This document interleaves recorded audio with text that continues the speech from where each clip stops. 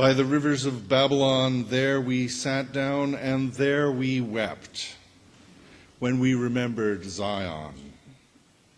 On the willows there we hung up our harps, for there our captors asked us for songs, and our tormentors asked us for mirth, saying, "Sing us one of the songs of Zion." Let my tongue cling to the roof of my mouth if I do not remember you, if I do not set Jerusalem above my highest joy. Those are lines from the Hebrew Bible, Psalm number 137. A lament from a half-century period of Babylonian captivity, an exile which began approximately 590 years before the Common Era, when Jerusalem was destroyed and most of the leaders of the Judean kingdom were taken from Jerusalem and resettled in what is now Iraq. It was a time of lamentation. It was a time to contemplate how the Lord, their protector, could have let this happen. And incidentally enough, it was a time when the culture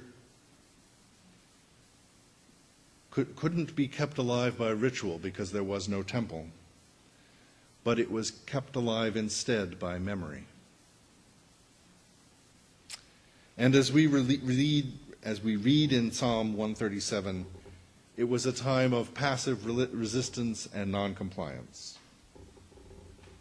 As Gandhi tells the students in South Africa to refuse to obey orders that are against their conscience, so the psalmist tells us that they refused to sing the happy songs of Zion, a synonym for the land of Judah, but instead they hung their harps up on the trees. For a half century, the memories of Jerusalem were passed on in story and psalm. As the years went by, yes, I remember, changed to, I was told that, or even, it once was told. The question, were you there, changed from I remember to, well, I was very young then, to no, I've only heard.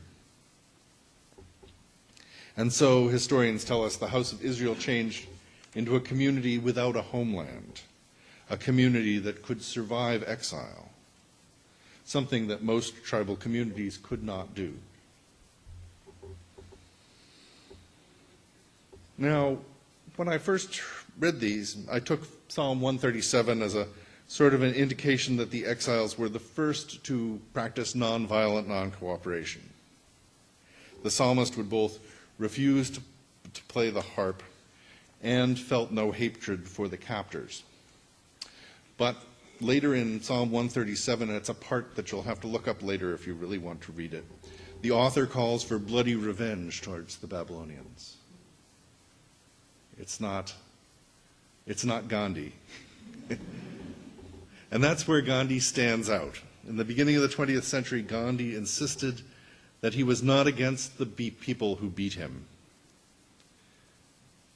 or beat those who were struggling for freedom. In South Africa, he didn't personally hate those who enacted apartheid. Still, he refused to cooperate with their policies. In India, he refused to follow British laws which humiliated Indian citizens and trained thousands of followers to teach satyagraha, nonviolent non-cooperation. Now, Gandhi studied earlier philosophers of nonviolence, including the Russian author Leo Tolstoy and the American author Henry David Thoreau. But Gandhi took his thinking in a different direction. He wrote of satyagraha, I have also called it love force or soul force. In the application of satyagraha, I discovered in the earliest stages that the pursuit of truth did not admit to violence, being inflicted on one's opponent, but that he must be weaned from error by patience and compassion. One's opponent must be weaned from error by patience and compassion. And he concludes, for what appears to be truth to the one may appear to be error to the other. Well, next, we should come to our spiritual, written during the time of American slavery, Were You There? It's a hymn with very few words, repeated several times in a sort of a call and response form. And Barbara played the tune during the offertory. Some of you may have recognized it. Any of you recognize it out there? Yeah. Oh, a lot of you did. Okay. Indeed, a portion of the music shows up on the cover of our order of service. Were you there when they crucified my Lord? It asks twice. And then, oh, sometimes it causes me to tremble, tremble, tremble. A phrase which holds the listener in the presence of the violence of the memory. There's no turning away from the violent reality that's repeated once again. Were you there when they crucified my Lord? Further verses repeat this pattern. Were you there when they pierced him in the side? Were you there when the sun refused to shine? Were you there when they laid him in the tomb? These are events that are described in the Christian Gospels regarding the death of Jesus. I first heard this spiritual in seminary. There was a passage in a book by theologian Dr. Howard Thurman, an important inspiration to Dr. King's thinking during the civil rights movements. Dr. Thurman traveled to India with his wife back in the 30s. He reports that he was frequently questioned why he was Christian, since Christianity seemed to be a religion which was used by white people to oppress the people of color. The question was repeated when Thurman met Gandhi. And someday we'll have to talk about how Howard Thurman reconciled faith and oppression. But I want to draw attention to a passage from Dr. Thurman's autobiography. He said, but before we left, he, meaning Gandhi, asked, will you do me a favor? Will you sing one of your songs for me? Will you sing, Were You There When You Crucified My Lord? Gandhi continued, I feel that this song gets to the root of the experience of the entire human race under the spread of the healing wings of suffering. And for the mainline Protestant students in my class, they seemed to understand, while the Unitarian Universalists like me looked kind of puzzled. So I figured this was something that I should lean into as we were taught at Star King. And a few months later, we held a chapel service at Star King School for the Ministry about Gandhi. And we included this hymn, even though it's not Unitarian at all. The goal was to suspend judgment and find the truth within.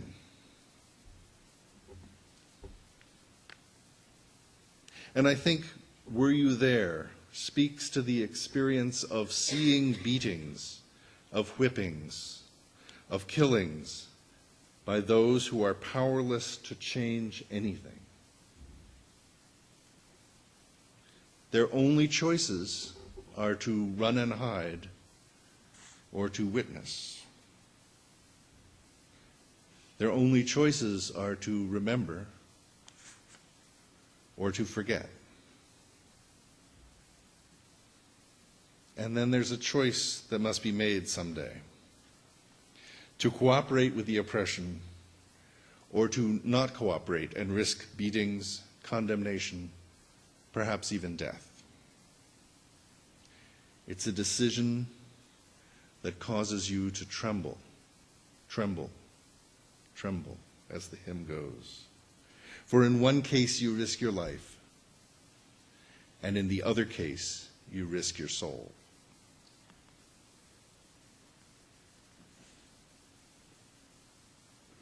Now, the Gandhi story is over 70 years old, and the story of Babylon is 25 centuries old. And the days when slaves were beaten, when those who spoke out were crucified, these are both long gone as well. And we in this congregation might see ourselves as living in a sort of a paradise. And we'd sort of be right. In fact, when I was telling the Unitarian Universalist Association's first year's ministers group about my new job, I said that this area was pretty well adjusted and had no real issues. This week's papers seem to tell a different story. The press of Atlantic City on Thursday talked about a police officer injuring a teenager, and the next day there was a story, a sort of a background story about teenagers being shot over drugs. And do you feel powerless? Do you quickly turn to the story about DJ Pauly D's new residency at Harris? Do you turn away? Is it someone else's problem? And could you do anything?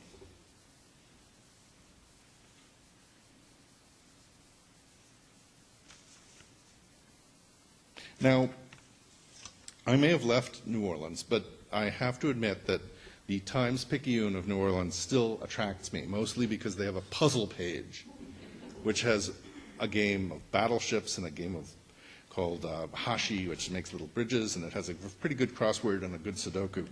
So I do log on to their website all the time, and this past week they had a headline about a 14-year-old boy who was in a house, and the police were searching for marijuana, and the police came in and shot him dead. And he'd been a basketball player, and they talked about that, and it was like, wow, you know. For 2 years I was in New Orleans, and we pretty much had that sort of stuff in the headlines about once a week. There'd be some sort of murder, there was a large period of time when they talked about the way that the police had reacted after Katrina, and lots of very sad stories because that police department had a lot of problems. And so I'm sort of sensitized to that sort of thing happening. A lot of folks, I worked in Metairie, which is the first suburb out. And a lot of the folks in Metairie, when I talked to them in the hospital, said that they were afraid to go into New Orleans. They wouldn't go into the city there. It was so nice that the big clothing store now was in the mall so that they could go to it. And that's sad, really, because the city is wonderful. There's a happier story that I have to tell you, which is back in California. I'm not going to tell you another story about Oakland. I think I've told you enough Oaklands this year. But it's about Hayward, which is south of Oakland. A city of moderate size, not particularly wealthy.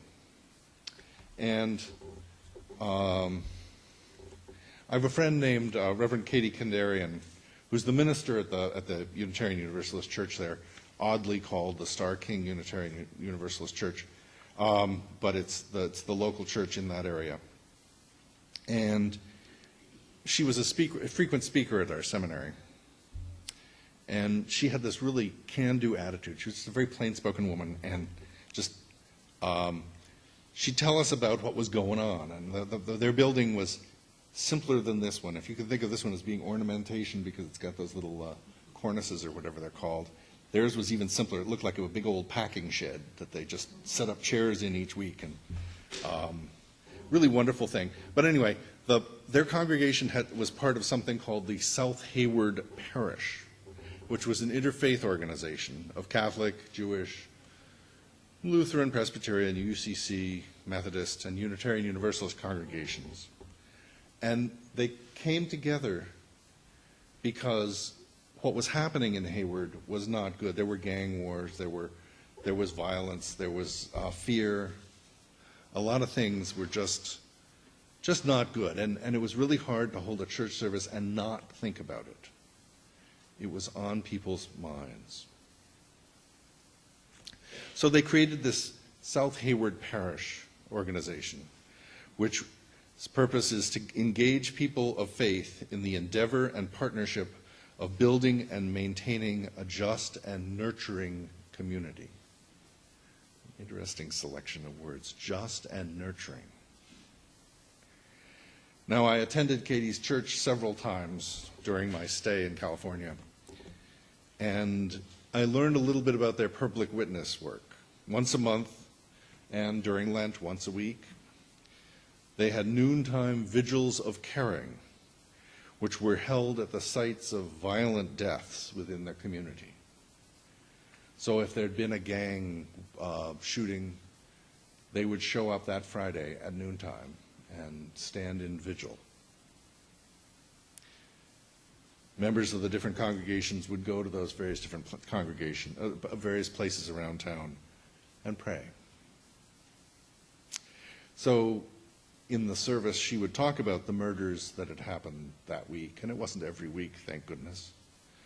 But then she'd tell everybody which street corner to go to on Friday for the vigil. Likewise, on Friday afternoons, the community would gather for a vigil against hate at a busy intersection. They had a big sign that said, "No room for racism." And then, so that people see each other in a little bit different situation, they had regular services during holidays, civic holidays, Christian holidays, Jewish holidays. And they also ran a day laborer center and had a food pantry. Now, alone, each of these congregations would be powerless against hatred, powerless against violence. But together, they can do something, and they do. And their work humanizes the community. It changes groups of people, day laborers, poor teens, poor families, from a them sort of problem to an us problem.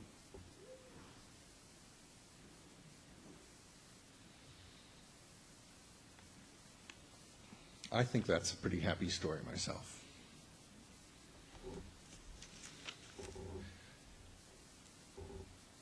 And so I've been thinking, do we feel isolated? Do we feel powerless? When we read headlines in the paper, do we see the people involved as being them? Or do we see it as being us?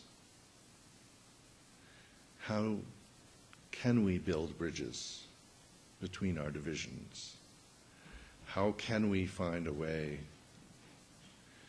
to make our community be our community?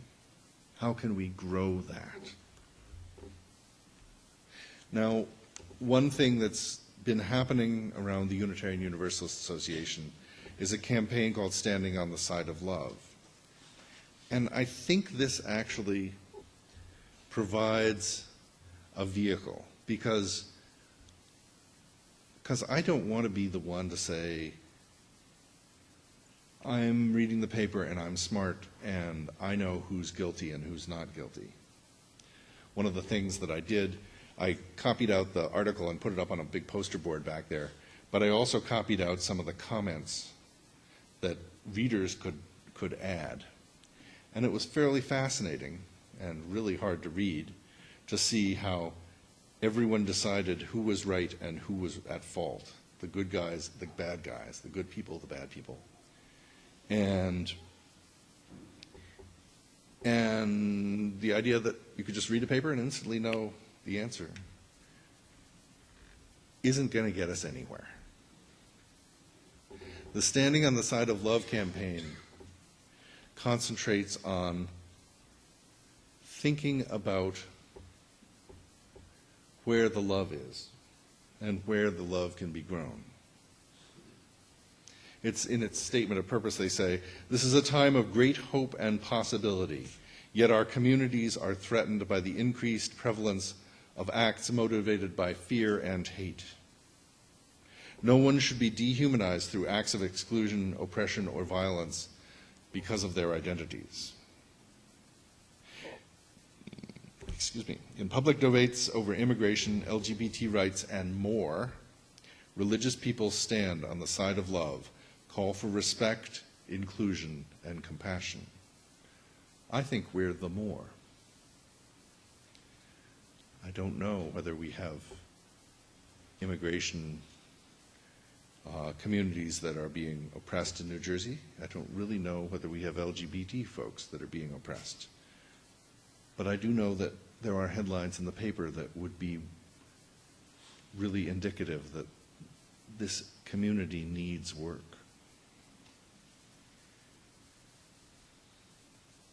The question is, will we be there? Will we be part of the conversation? Will we be able to be the white face in a crowd that says, yes, I don't know how you feel because I can't have had the life experiences that you have, but I will be there with you. Can we be an ally in the growth of our community? Can we be part of the builders of a better tomorrow? Now, this summer at General